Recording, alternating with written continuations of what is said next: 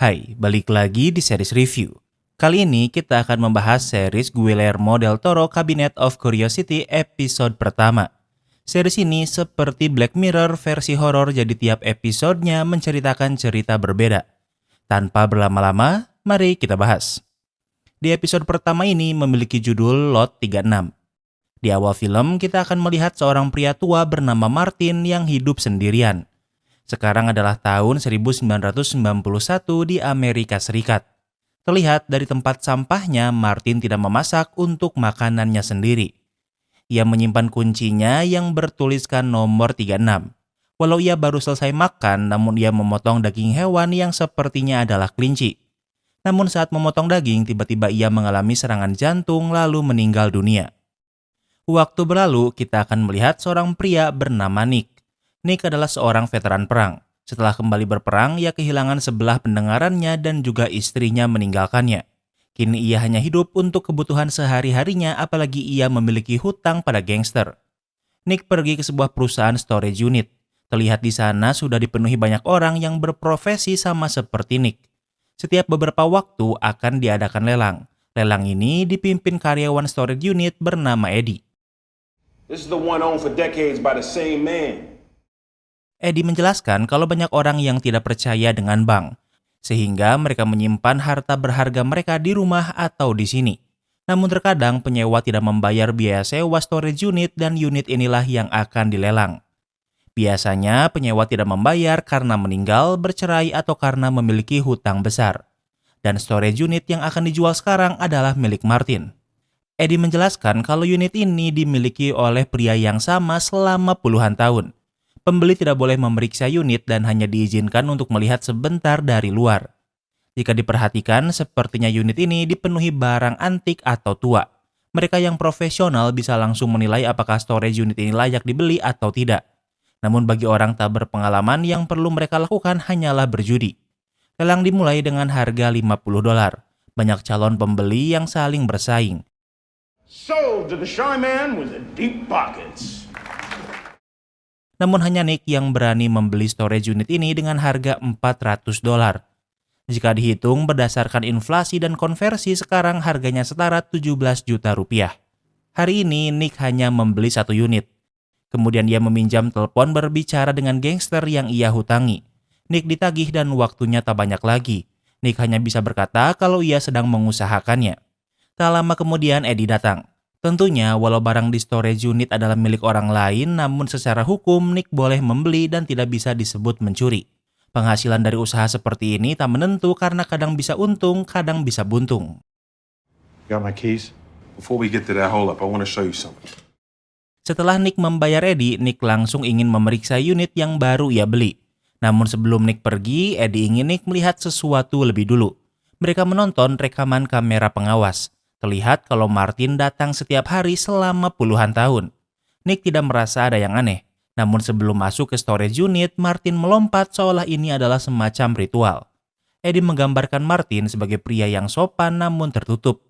Martin menyewa unit ini dari sejak tempat ini dibuka di tahun 1945.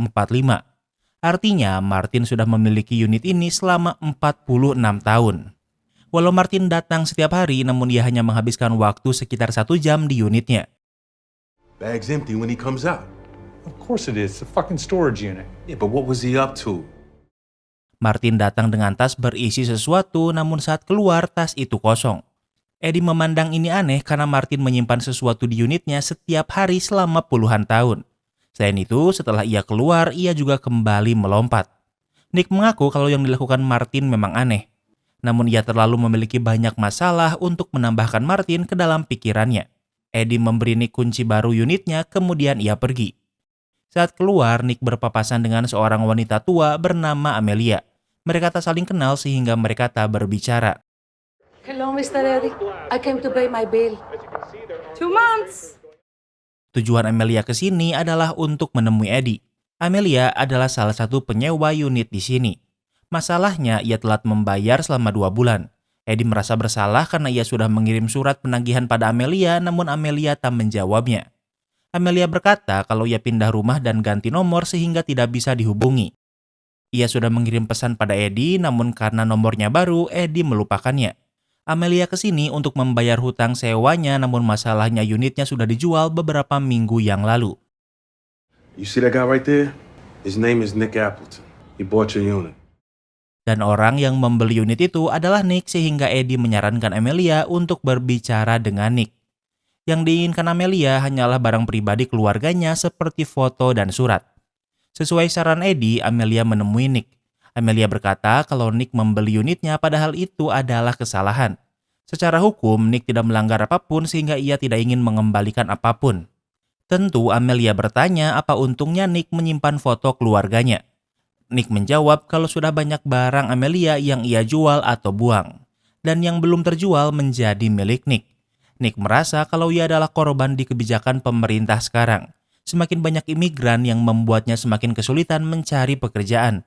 Sehingga walau Nick tidak akan menyerang siapapun, namun ia membenci imigran. I said I hope you rot in hell!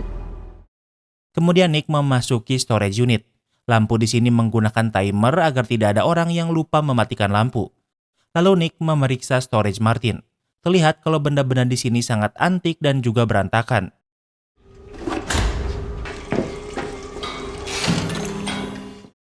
Lampu di luar mati sehingga Nick kembali menyalakan timer lampu. Nick melihat Eddie yang sedang membersihkan salah satu storage unit yang bocor. Saat melihat ukuran storage ini, Nick sadar kalau ukuran storage Martin jauh lebih kecil. Eddie menjawab kalau tidak ada ruangan di sini yang sesuai standar. Tentunya Nick merasa dirugikan karena jika luasnya sempit, artinya barang-barangnya juga akan lebih sedikit. Eddie memberitahu kalau ia melihat Amelia yang masih menunggu di luar. Eddie bertanya apa salahnya membiarkan Amelia melihat-lihat sisa barangnya.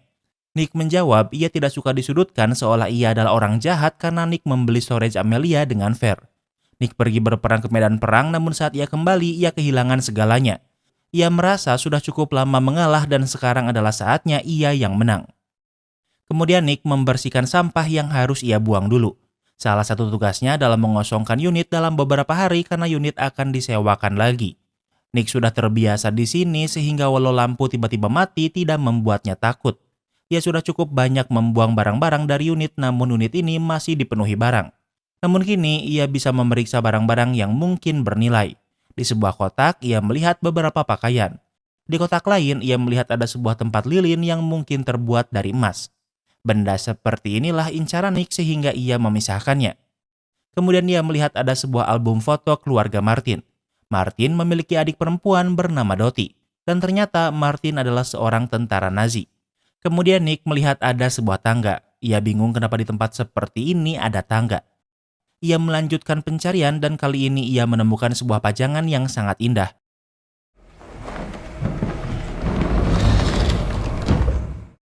Saat membuka kain yang menutupi dua kayu antik, Nick melihat ada sebuah meja bundar dengan lambang pentagram di atasnya.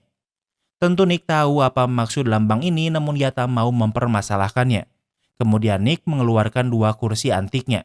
Tak lupa dengan meja pentagramnya lalu menyimpannya di belakang truknya.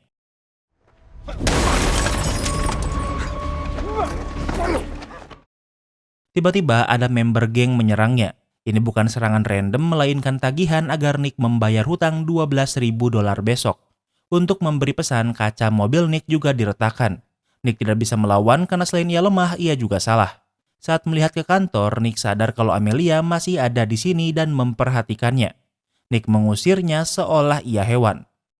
Nick tidak bisa langsung pergi sehingga ia meminjam alat P3 ke Eddie. Tak lama kemudian Eddie datang. Eddie menyarankan Nick untuk istirahat namun dia tak punya waktu untuk dibuang. Nick sedang bersemangat karena menemukan barang antik sehingga harus dinilai secepatnya sebelum dijual. Eddie memberikan alamat kenalannya yang bisa melakukan appraisal barang antik. Kemudian karena kaca mobil Nick retak, ia merapatkannya dengan lakban agar tidak pecah. Kemudian Nick menemui seorang appraisal bernama Agatha. Agatha memeriksa tempat lilin yang memang terbuat dari emas namun tak bisa terjual mahal. Tidak ada brandnya, bahkan bentuknya pun tidak rapih. Walau tempat lilin ini tak terlalu mengesankan, namun meja bundar ini berbeda. Ternyata ini adalah meja pemanggilan arwah. Nick bertanya apa seperti papan Ouija, namun Agatha menjawab lebih serius dari itu. Agatha memeriksa pola pentagram meja yang bukan hanya gambar biasa. Agatha tahu kalau meja ini memiliki ruang rahasia. Kabinet rahasia menunjukkan beberapa buku tua. Nick tidak tahu buku apa ini, namun ia tahu buku ini antik dan harganya pasti mahal. Totalnya ia menemukan 3 buku di sana. Nick bertanya berapa harganya, namun Agatha tidak bisa menjawabnya karena ini bukan bidangnya. Namun dia memiliki teman yang mungkin bisa memahaminya. Kemudian Nick ingin Agatha memeriksa pajangan unik ini. Agatha berkata kalau ia pernah melihat benda seperti ini beberapa kali. Agatha ingin Nick menyentuhnya dengan hati-hati. Nick pikir hiasannya ini terbuat dari wol, namun Agatha menjawab kalau ini terbuat dari rambut asli manusia. Kemudian Agatha menelepon temannya yang mungkin tertarik dengan buku Nick. Sambil menunggu Agatha menelepon, Nick memeriksa buku. Ternyata buku ini berhubungan dengan perjanjian dengan iblis bagi kaum pemuja iblis. Tak lama kemudian teman Agatha yang bernama Roland datang. Melihat meja, Roland langsung mengenalinya kalau ini adalah meja pemanggilan arwah asli dari abad ke-19. Roland terlihat sangat mengenali bidang seperti ini. Ia memberitahu kalau warna merah dari pentagram dibuat dari darah. Kemudian Nick menunjukkan 3 bukunya dan langsung mendapatkan perhatian Roland sepenuhnya. Was that a fourth volume? Not that I saw. Roland sangat terkejut dan bertanya di mana jilid keempatnya. Nick hanya menemukan 3 buku ini, namun ia belum memeriksa storage unit sepenuhnya. Roland memberitahu kalau buku ini sangat langka. Untuk 3 buku ini, Roland berani membayar $10.000. Namun jika Nick memiliki jilid keempatnya, maka Roland berani membayar $300.000 untuknya. Jilid keempat adalah yang paling langka bahkan legendaris. Buku ini adalah series untuk membuat perjanjian dengan iblis. Alasan kenapa jilid keempat yang paling langka karena buku jilid keempat akan terbakar setelah perjanjian berakhir bersama tumbalnya. Kecuali saat iblis dikhianati dan tidak bisa mengambil tumbalnya. Nick ingin transaksi ini terjadi sekarang juga karena besok ia harus membayar hutangnya. Roland berjanji jika mereka menemukan jilid keempat, ia akan membayar $300.000 langsung untuk Nick. Nick setuju sehingga ia mengajak Roland ke storage unit Martin. Mereka pergi menggunakan mobil Nick. Saat di perjalanan, Roland memberitahu kalau ia tahu segalanya tentang keluarga Martin. Keluarga Martin sangat kaya karena bisnis baja dari Eropa. Setelah Perang Dunia Kedua berakhir, keluarga Martin pindah ke Amerika. Keluarga Martin membuat senjata untuk pihak yang salah. Nick tidak terkejut karena saat di storage unit ia melihat beberapa foto tentara Nazi. Roland menambahkan kalau Martin dengan sadar melakukan kejahatan besar. Martin juga adalah pria yang gila. Kekayaannya habis karena judi sehingga keluarganya sengsara. Itulah kenapa hingga akhir hidupnya Martin hidup dan meninggal sendirian. Roland tahu kalau Martin aktif di kelompok okultisme di Berlin. Ternyata Martin pernah memanggil iblis untuk membuat perjanjian dan menjadikan adiknya Dottie sebagai mediumnya. Kejadian ini menjadi skandal dan menghebohkan di kelompok pemuja iblis. Namun sayangnya Dottie tak pernah ditemukan. Waktu berlalu mereka sampai di perusahaan storage unit. Tanpa buang-buang waktu mereka langsung ke lokasi. Roland membawa tempat lilin yang baru Nick jual. Roland menjelaskan kalau bahannya terbuat dari bahan yang unik. Jika mereka menemukan buku jilid keempat, cahaya dari lilin ini bisa melindungi mereka. Kemudian mereka memeriksa storage Martin. Nick tidak percaya kalau buku keempat akan terbakar begitu saja sehingga ia tak ingin pergi sebelum buku itu ditemukan. Mereka memeriksa semua lemari dan kotak yang bisa mereka temukan. Namun walau sudah banyak yang mereka periksa, hasilnya masih nihil. Karena mumpung di sini, sekalian saja Nick membersihkan sampahnya. Sehingga setelah mencari buku, Nick akan keluar untuk membuang sampah. Walau Nick sudah menghabiskan waktu di sini lama, namun ia masih bisa tersesat karena tempat ini sangat besar. Namun ini bukan hal mistis hingga Nick bisa menemukan jalan keluar tanpa masalah. Ia membuang sampah dan tanpa ia sadari ternyata Amelia masih ada di sini. Sementara itu, Roland menemukan koran berisi berita Dottie, adik Martin yang hilang dan masih belum ditemukan. Artinya semua perkataan Nick tentang keluarga Martin memang benar. Tak lama kemudian Nick kembali. Tanpa sengaja mereka menyadari kalau dinding di belakang storage kosong. I knew these fucking measurements were off. Kini mereka pikir ada ruang rahasia di baliknya. Nick melihat ada sebuah gembok lalu membukanya secara paksa. Ternyata benar saja ada sebuah ruang rahasia, namun yang pertama mereka sadari adalah bau menyengat dari sana. Roland menyalakan lilin untuk melindungi mereka. Ia mengingatkan Nick untuk tidak menyentuh apapun. Nick masih tidak mempercayai Roland, namun Roland menyarankan untuk tidak melihat mata iblis jika mereka menemukannya. Kemudian Roland yang mengambil alih. Yang mereka temukan adalah sebuah lorong yang panjang. Semakin jauh mereka berjalan, semakin menyengat bau yang mereka cium. Mereka terus berjalan dan akhirnya sampai di sebuah ruangan. Ternyata yang mereka temukan di sana adalah adik Martin Doty yang dijadikan medium untuk iblis. Selama puluhan tahun Martin menjebak iblis ini di sini. Di sini juga Nick melihat buku jilid keempat yang diinginkan Roland. I'm going for the book.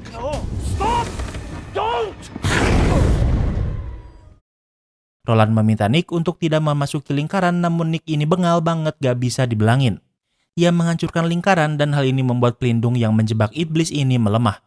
Muncul beberapa tentakel dari bagian atas kepala Doty dan mengamuk. Roland diserang dan dijadikan tumbal paksa. Karena iblis sudah memakan tumbal, hal ini membuat buku jilid keempat terbakar seperti perkataan Roland. Kini Nick mempercayai Roland dan ingin melarikan diri.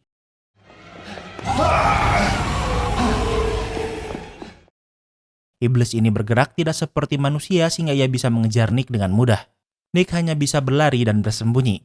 Iblis ini tak buru-buru mengejar Nick karena sepertinya ia sudah tahu Nick tidak bisa kabur. Nick melihat sebuah pintu, namun pintunya dikunci. Dari balik pintu, ia melihat Amelia.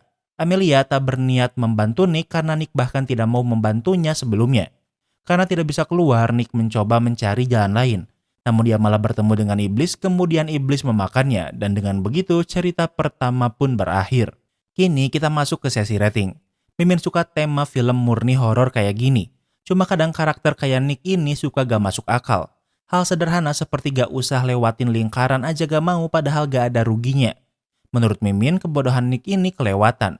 Tapi unsur horornya dapat banget dan Mimin suka. Jadi untuk episode pertama ini, Mimin kasih rating 9/10. Apa kalian setuju sama rating Mimin? Jangan lupa like video ini kalau kamu suka dengan video ini dan jangan lupa juga cek video kita lainnya. Terima kasih sudah menonton dan sampai bertemu lagi di cerita berikutnya.